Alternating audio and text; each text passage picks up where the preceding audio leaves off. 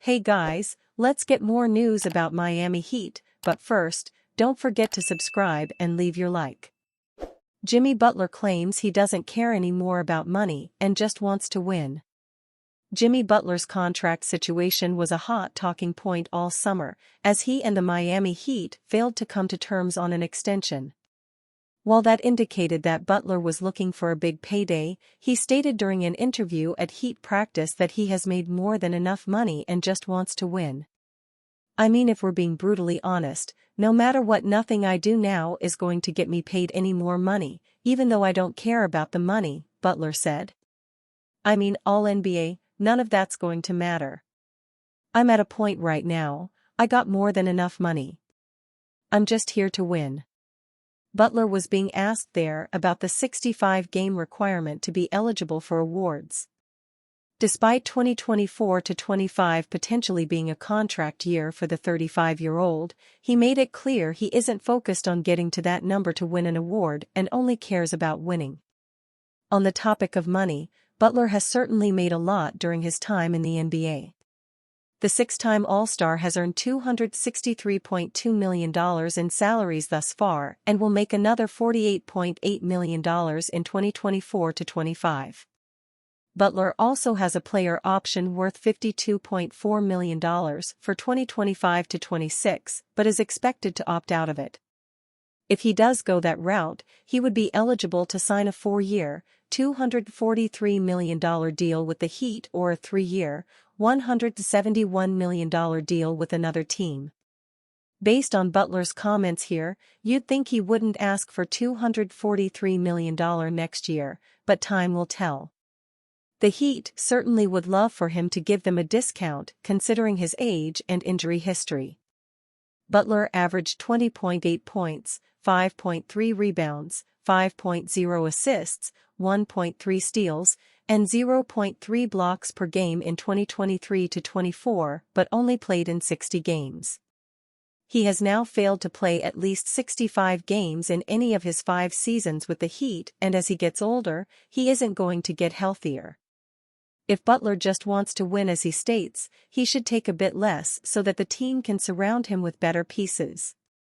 As for those failed negotiations in the summer, Butler shared his thoughts on the Heat not giving him an extension during media day. "I guess I gotta go out there and I gotta hoop," Butler said. "I've gotta prove that I'm a major part of winning, and rightfully so. I've done it before, this is no different. This is going to be a great year for myself. This is going to be a great year for the group of guys that we have.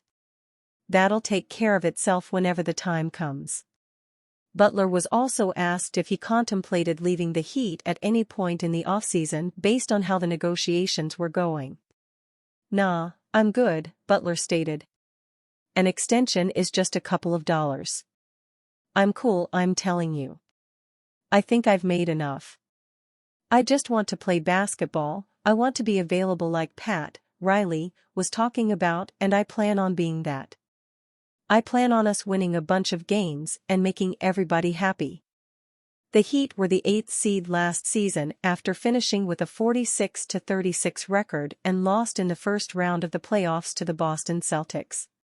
If they are to avoid that fate and climb up the standings in 2024-25 in a very top-heavy Eastern Conference, they'll need Butler to stay upright and dominate, which is what he plans on doing. NBA ranked 2024-25, top player rankings from 100 to 51.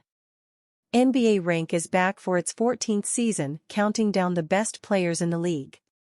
Who made this season's cut of the top 100? To get the final NBA Rank prediction, we asked our expert panel to vote on player versus player matchups from more than 15,000 possible pairings. Voters were asked, which player will be better in 2024-25, and had to predict how each player will perform this season. Our countdown kicks off with our ranking of players numbers 100 to 51, which includes future Hall of Famers, former Defensive Players of the Year and current, and former, Nova Knicks.